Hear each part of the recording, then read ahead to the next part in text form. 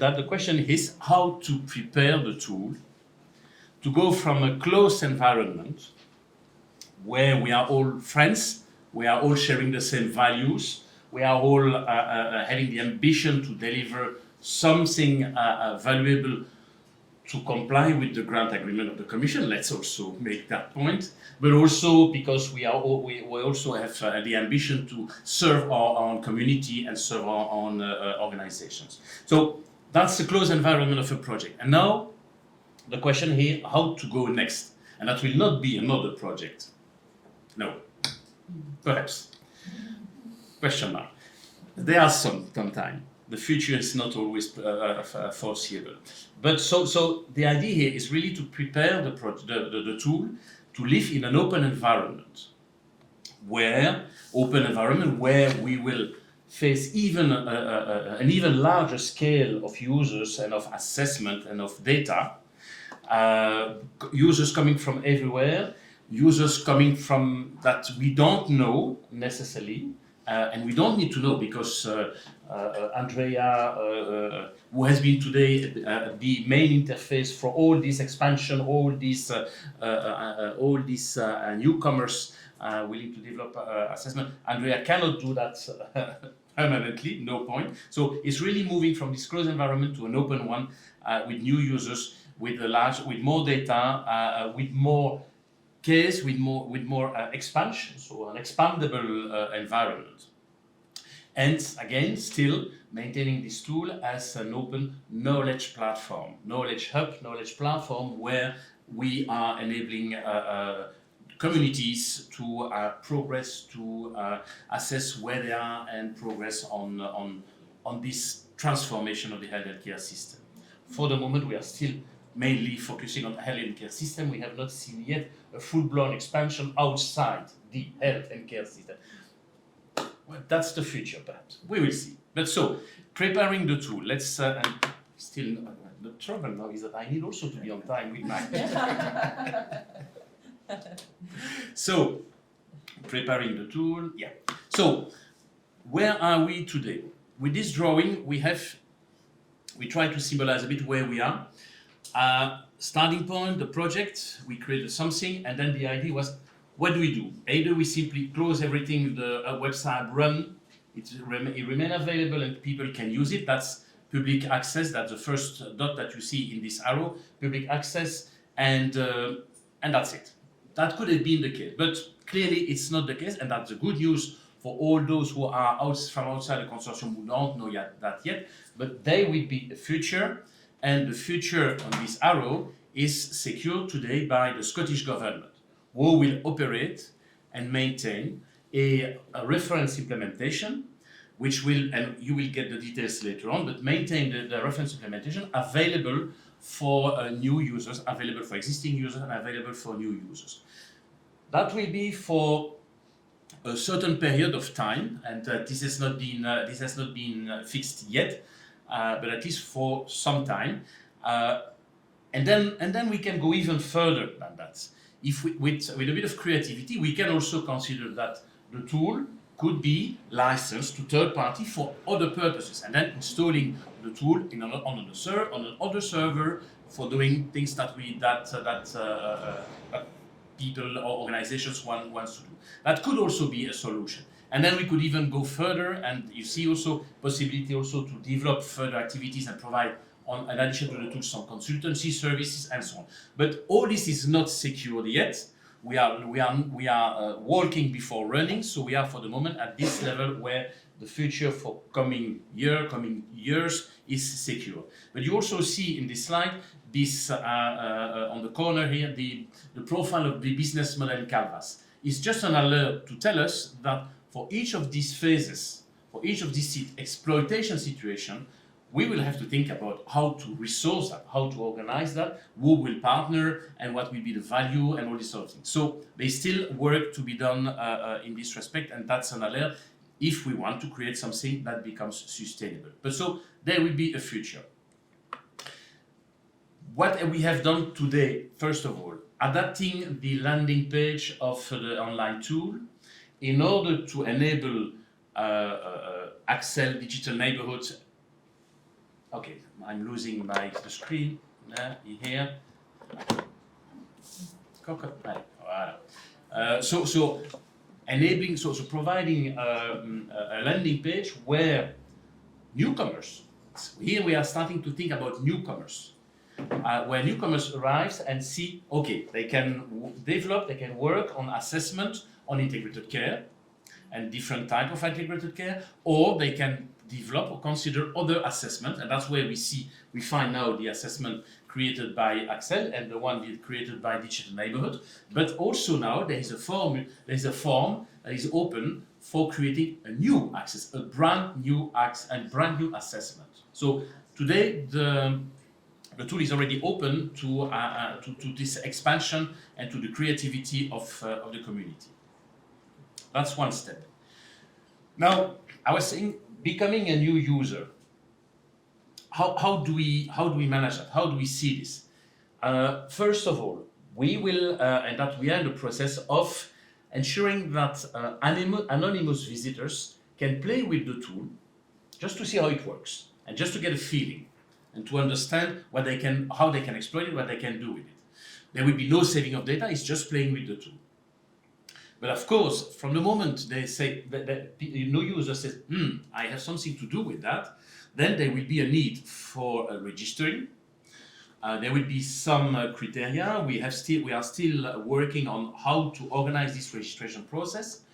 And one of the key questions that we need still to work on, and we had a long discussion yesterday on this, is the fact that new users may have completely different values, different priorities, different interests than what we had as a consortium. So it's likely that we will ask, when a new user will register, that we will ask them to comply, to self-declare, complying with a number of code of conduct, with certain code of conduct. So, and that's kind of ideas that we have here, where from brainstorming within the consortium, we're saying, yeah, the zero code tool has been designed for the sake of common goods, not necessarily for enabling people to develop their own business, but for the sake of the community, for not commercial purposes, and so on. And so a number of principles of the code of conduct would be, so compliance of this code of conduct would be required when registering. Now, and here I can be quick because Tino, you made a much nicer slide than mine. We have also to think about becoming a new user. What is the workflow? What needs to be done? And here I put it in words, but I should have stolen your slide, in fact. What is important here is to understand that, but I can be quick, is to understand that, so we have someone who said, I want to do an assessment for a particular reason. Fine, he will have to register, code of conduct, we have mentioned that. He will have a possibility to create an assessment. We have seen in the menu that this is now possible. We have also seen and heard from different presentations that he can also get an inspiration from the existing assessment, from the existing narratives, and may adapt them to their own situation, to their own language, or to their own healthcare system. So, and then there will be the need for organizing the assessment process, who to invite, and so on. So all this, that's a kind of typical workflow that will now be possible to run through the online tool, and the online tool will provide guidance on this. Now we have a new user. We have the tool is prepared. Still some work still need to be done, but in fact we have understood from various conversation, and in fact the tool is just a commodity.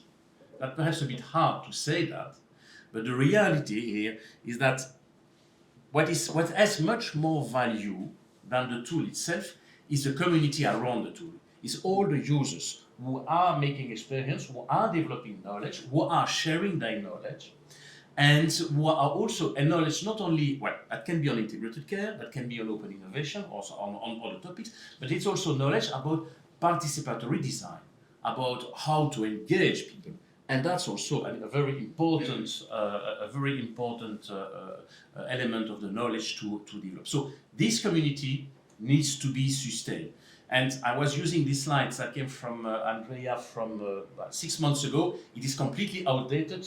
You have seen in the beginning this morning that the figures of the community are higher. fine. I have stopped trying to update this slide. But so all this to say, we have a community and we need to nurture it. We need to take care of it. Conceptually speaking, we are looking at the community in this way, meaning it's a kind of matryoshka puppet, in the sense that we have the larger community of all those working and developing experience on participatory design, on co-assessment, on co-design of improvement plans, and we have this methodology is being used by different sub-communities depending from the topics. We have also a large community on integrated care, and even in that large community we may have different communities. The beneficiaries, we all friends that we are here, and we may continue to act as a community as such, but there will be also external users. We may interact with these external users or not. We may also, integrated care is also the domain of activity of IFIC, so IFIC may create a community. So again, we will have here a number of different communities, sub-communities,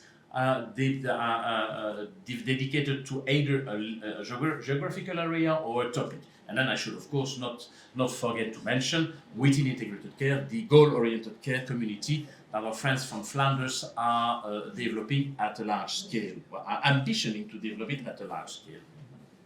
So what is important here is that with these communities, we need to provide them with support to interact, to get this feeling of community. There may be some workshops, there may be some webinars.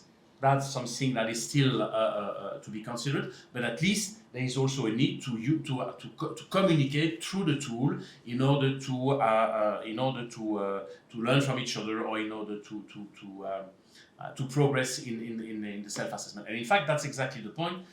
It's about through the tool, communities or people may be willing or may need to share data, to share information, to share an assessment, and of course that's for the consolidated consensus building process, but that can also be sharing assessment to show to others what they have done and how it looks like, but that will also be sharing assets and sharing all the different references that are in support of the assessment. So this kind of mechanism needs to be done, and this needs to be stimulated, this needs to be supported by communication tools.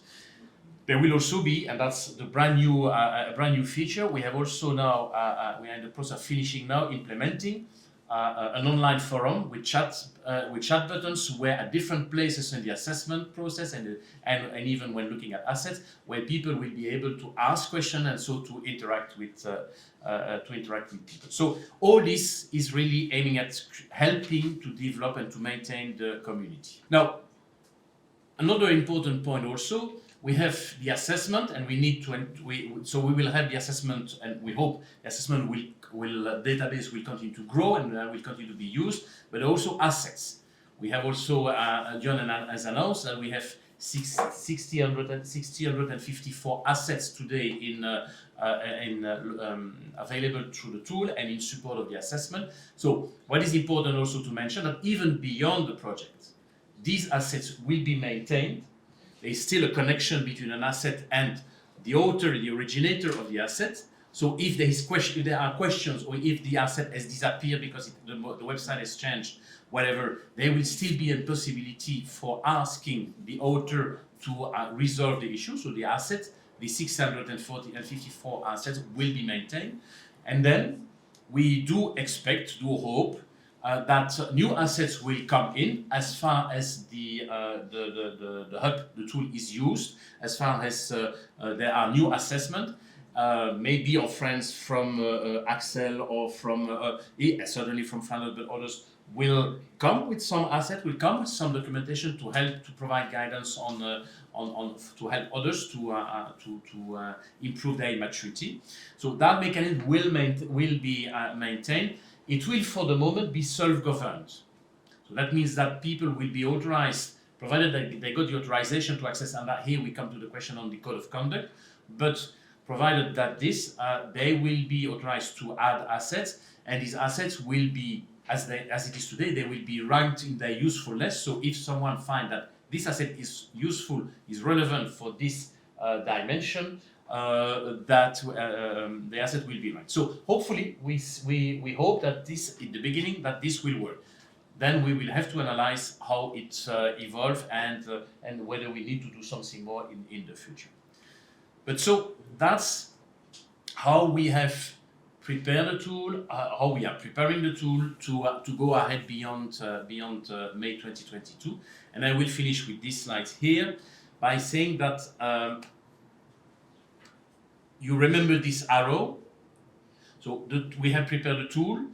Clearly, we will learn by doing, in the sense that the more there will be users coming from outside, the more we will have to evaluate how the tool is serving their need and what can we do. So the tool will have to evolve, but also we also need to prepare the future, the sustainability of the future. One, at the moment, either helping or encouraging the Scottish Government to continue maintaining the tool and providing them with the support for doing so, or for finding another host in order to have really a sustainable system, a sustainable model.